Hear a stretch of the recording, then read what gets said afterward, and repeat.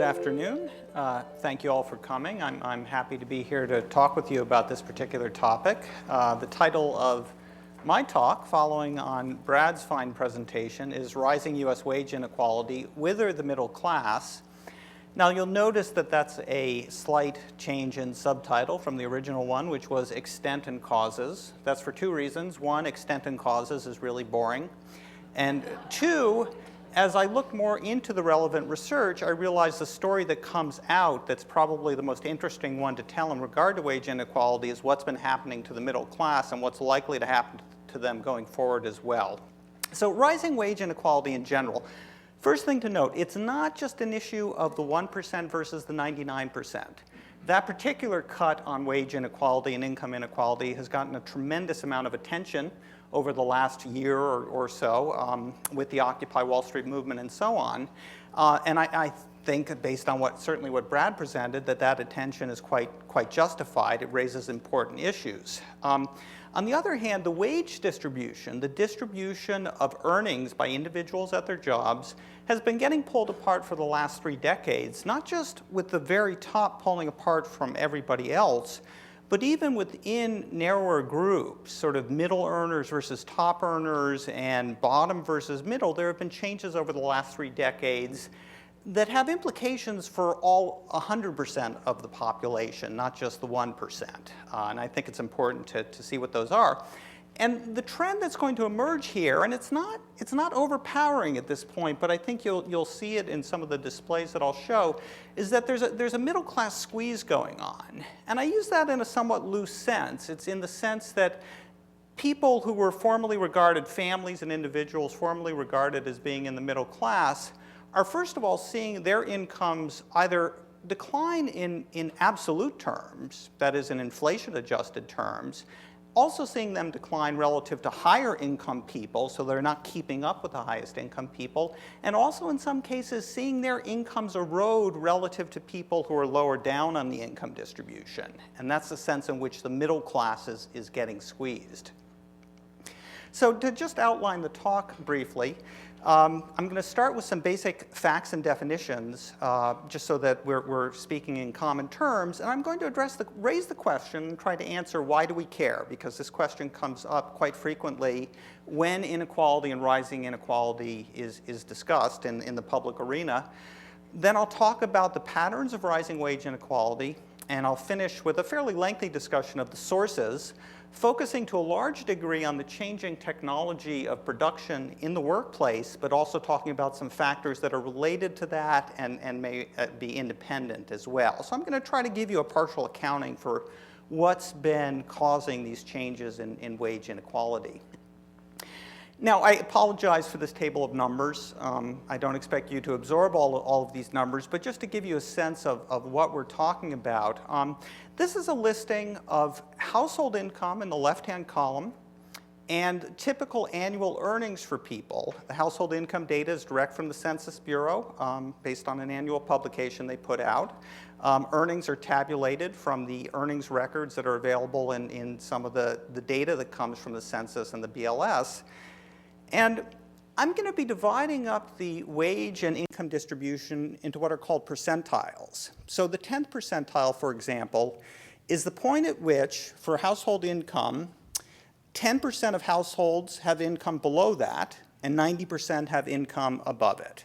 And you can see that in 2010, that was quite low. That was about $12,000. By comparison, the 10th percentile, that is the 10th percentage point of the earnings distribution, is a little bit higher because a lot of low-income households have very unstable work histories and may not be in general, don't have a full-time year-round earner in the household. The P50, as I'll be referring to it, is just the median. It's the point right in the middle of the distribution. You can see that was about $50,000 in household income. And then the 90th percentile is quite a bit higher.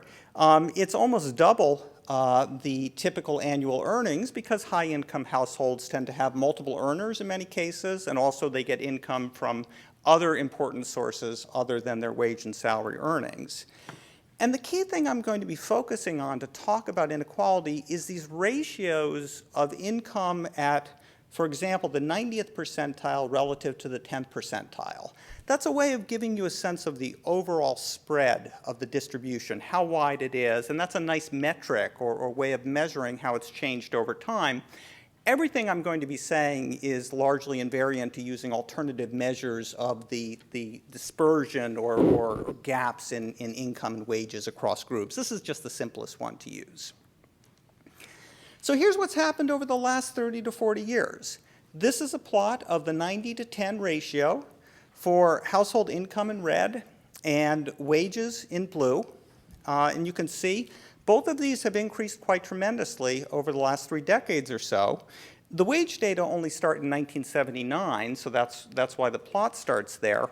What you can see is prior to that point, the household income distribution was moving up and down, but was actually fairly flat.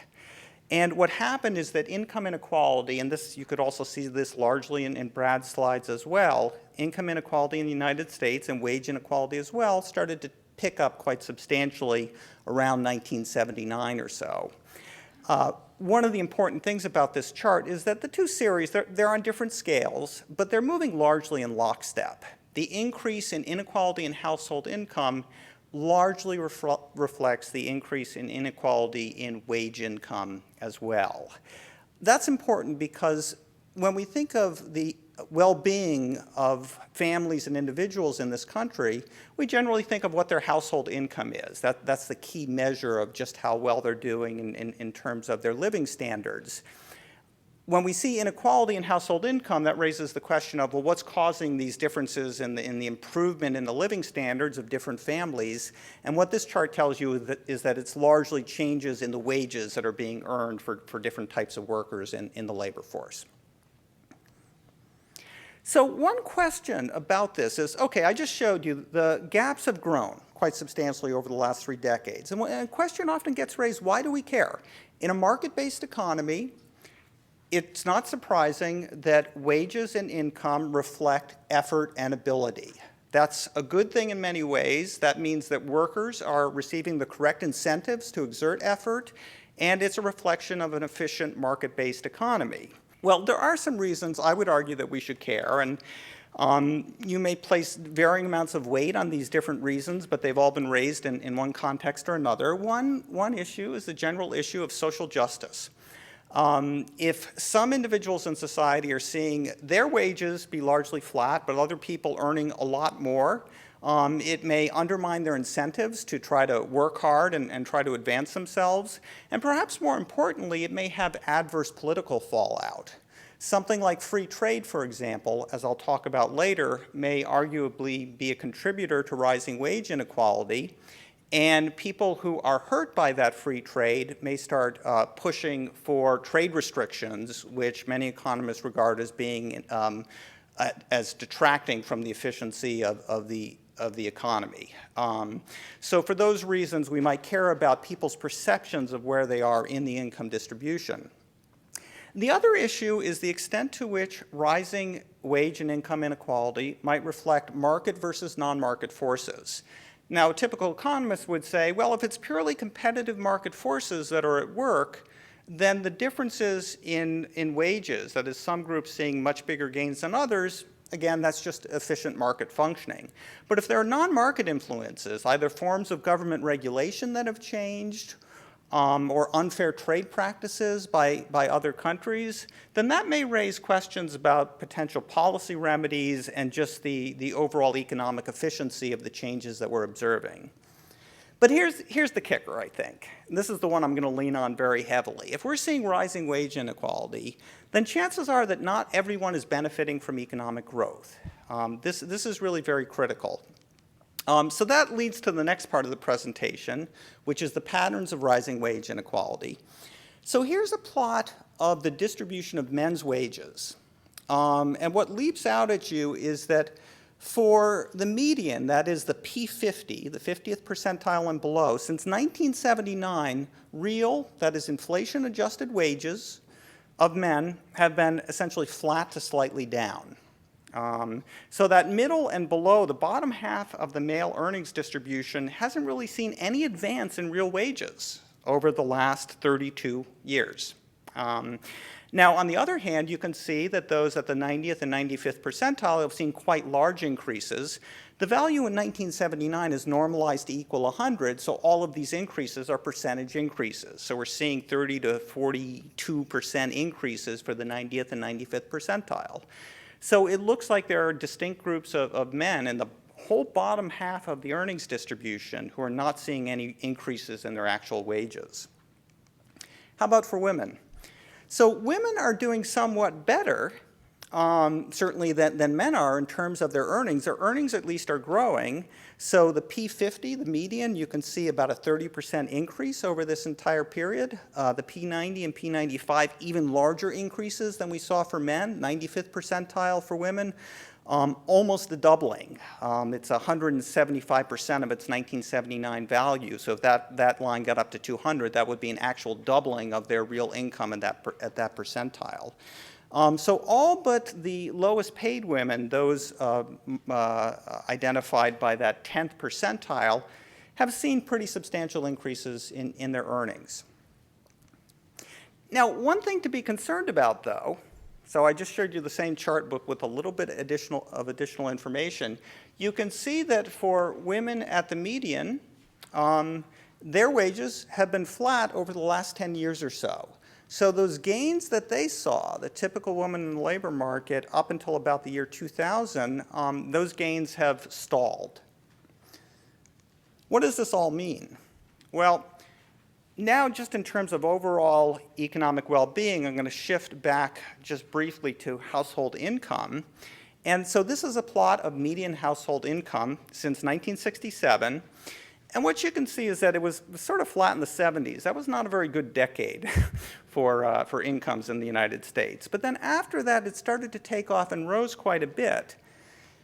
But you can see that following that rise up until about the year 1999 or 2000, since then there's actually been a slight downward trend in median household income, the income of the household right in the middle of the distribution, which you might consider the paradigmatic example of the middle class in this country. Now, that downward trend has been certainly accelerated by the recent recession. I have recession bars in this chart so that you can see that in recessions, typically household income does go down. But there already seemed to be a slight downward trend even before this recent recession. So that's one sense in which the middle class is getting a bit squeezed. Prior to 2000 or so, middle class incomes were going up largely, not because men's earnings were going up on average, but largely because of increased labor force attachment and work hours by women. As of 2000 or so, that factor has ebbed and is not making nearly the same contribution, and household incomes are just not seeing the same movement that they had in previous decades. The other thing to keep in mind, and this will be very, very important when I start talking about explanations, and Brad emphasized this point as well, is that the United States, compared to many other advanced economies, has a higher level of inequality. So the US is the red line in this plot. This is the P90 to P10 ratio for household income, closely related to what I showed you earlier in the table, except this is adjusted for household size, which tends to pull down the gaps quite a bit because the lowest income households tend to be small on average. Many of them are single individual households, and also adjusted for taxes and transfers. So the net impact of that pulls down the 90-10 differential quite a bit. But what you can see is that the US line is well above the line for most of the, for the other OECD countries that I've listed here in Europe and also in North America. And the black line at the far right shows you the OECD average, and you can see we're quite a bit above that. We have lower inequality than Mexico and Chile, which are also in the OECD, suggesting that more advanced countries in general have lower inequality than do less advanced countries. But relative to other advanced countries, we have fairly high inequality. And it's generally been rising faster in the United States than it has been in these other countries over the last 2 to 3 decades. Again, that's just sort of the overall wage picture that complements what Bradley was showing you with the top part of the distribution. So what are some explanations? What might be the sources of this rising inequality? That's the final part of this talk. And what I'm going to focus on are things that might be causing a middle-class squeeze, because as you'll see shortly, that's really the key thing that's going to pop out here. Now, one thing that Brad already mentioned is technological change. And there's a very simple concept here, which is that new information technologies and the way they get used in the workplace are most advantageous for highly skilled individuals, those with a college education, those who have specialized skills in using that information technology, and that causes their wages to rise more rapidly than the wages of lesser skilled individuals. I want you to keep that in mind, because there's going to be a nuance to that we're going to see in a second. Another possible source is globalization, that is the widening of markets internationally and the more intense competition that's coming from countries like China and India with respect to the kinds of middle-class jobs that they're creating over there, and more generally the resulting decline in manufacturing jobs. And then also institutions, either legal institutions or cultural norms, that in one way or another guide or dictate pay practices.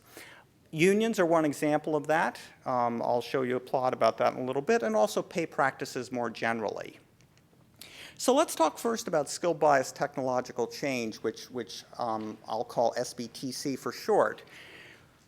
There's been a slight nudge to our conception of skill-biased technological change, which is called the polarization hypothesis. And the polarization hypothesis basically states that new computer-related technologies tend to replace moderately skilled workers. That is, workers who are doing repetitive, methodical tasks that could be easily mechanized, either in the services sector or the manufacturing sector, such as clerical work. They tend to get replaced or substituted for by the new technologies, whereas people at the bottom of the income distribution, janitors, security guards, things like that, they can't really be replaced by the new technologies. So the new technologies are tending to hit the middle class the hardest. And you can see that in this chart. Okay, so there are two components to this polarization hypothesis. One is that, so the P90 over P50 in this chart is inequality in the top half of the distribution. It's exactly analogous to the P90 over P10, except I'm comparing the 90th percentile to the median. And what you can see is that for men, this has been rising pretty steadily since 1979. And that reflects one of the overall impacts of the technological change and its impact on highly skilled workers. But what's been happening since the mid to late 1980s, so after an increase in lower half inequality in the in the early to mid 1980s, since then we've actually seen a decline in the wage gaps between the median and the 10th percentile. This is really a squeeze on the middle class. The notion that men who used to be the middle of the distribution and would see their wages rising over time relative to the bottom of the distribution, they've actually seen their wages declining in relative terms compared with people who are at the bottom of the distribution. So it's not surprising that middle-class families that rely heavily on male earners are feeling squeezed to some degree. Now, the plot for women, by the way, I should mention, would look pretty similar to this, except somewhat flat for the P50 over P10. So these forces have been affecting women less. And in fact, there's research suggesting that these new technologies aren't replacing women in the middle of the distribution in the same way they're replacing men. Think about it, to be a little bit stereotypical, the common when we think of middle-class jobs for women historically, a lot of them have been nursing jobs or teaching jobs. Again, those are not jobs that are readily replaced by technology. In some cases, the technology may in fact enhance the work that those people are doing. One of the net impacts of that over time is you can see that the ratio of women's to men's wages has been rising from about 65% in these data in 1979 up to almost 85% in 2011. So there is still a gap on average, but it's been closed quite a bit. So it's really been the male side of the labor market that's been affected most by these technologies. The other thing, and this is really striking, this is the great thing about having data through 2011.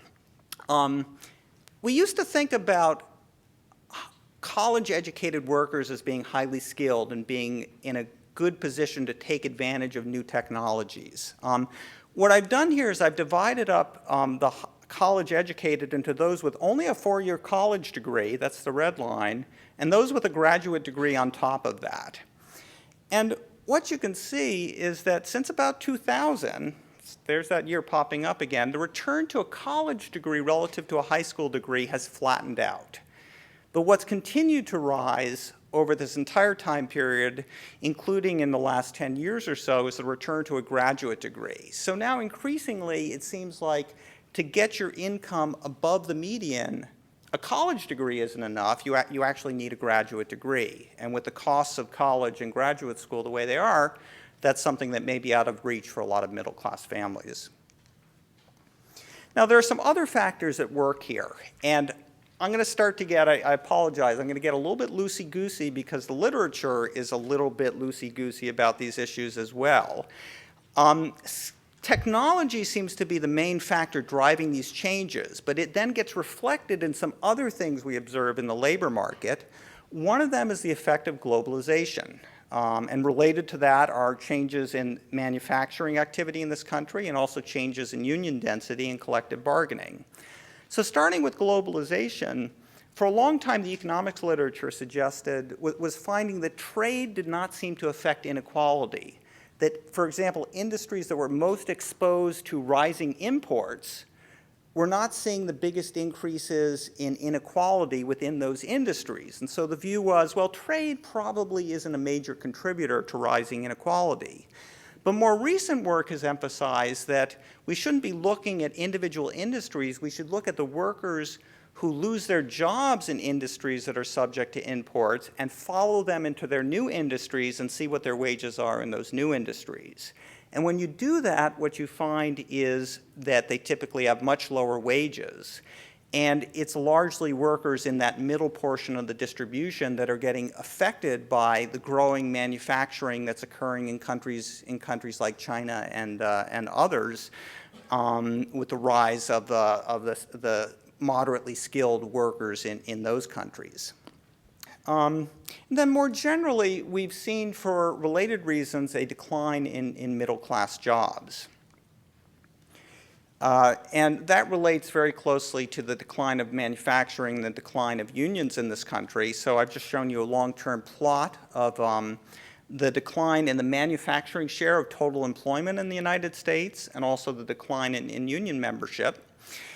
Manufacturing, as Glenn actually mentioned this morning, is actually a little bit under 10% of the workforce at this point. It's declined by about 2/3 relative to its level in 1973. Union membership has moved almost in lockstep. Both of those have contributed to the erosion of middle-class jobs. Now, some people might argue, well, the decline in unions is just because manufacturing is disappearing. But research suggests that, in fact, the decline in unions was hastened to a large degree by some changes in legislation at the federal and state level in the 1980s. So that's an institutional factor that's also been contributing to the erosion of middle-class jobs.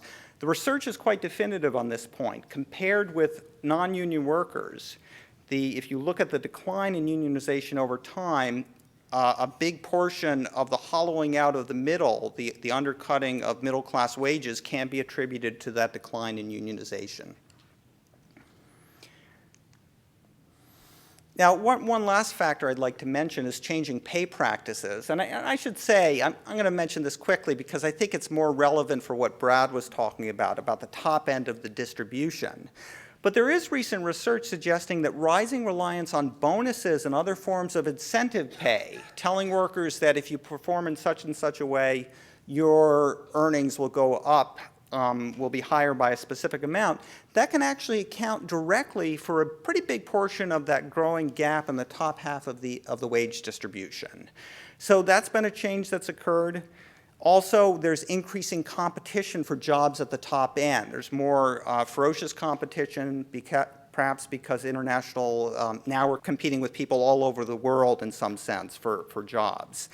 Now, some of this may relate to technological change in the sense that if it's easier to track performance because of new information technologies, it may also be easier to base pay on specific measures of performance. So it's hard to separate these things out from technology, but arguably, as Brad emphasized, a lot of the technology is changing in other countries as well, and we're not seeing the same increase in inequality in some of those countries where the technology has changed in the same way. So there seems to be something cultural going on as well. So to summarize, it appears that middle-class workers are getting squeezed, and middle-class families, due to changing technology and the leveling of the global economic landscape. Increasingly, education is important, but even college education is getting to the point where it's not enough to see your incomes rise and maintain the sort of living standard that people expect. Now, certainly globalization has contributed. There's some inklings that maybe the adverse impact of globalization on the middle class may be easing up a little bit because costs are rising in China. One of the benefits of development in China is that wages are rising quite rapidly, and there's even been a little bit of shift back towards the United States in terms of manufacturing, and that may help the middle class going forward, but that's far too early to tell whether that's going to be a big impact. And finally, what I'd like to emphasize as well is that in addition to the changing technology and globalization, there have been some institutional and cultural factors related to the role of unions, related to decisions about pay practices that are made in this country that are affecting wages throughout the distribution, not just at the top of the distribution. That is basically the story I wanted to tell. Thanks to all for listening. I appreciate it.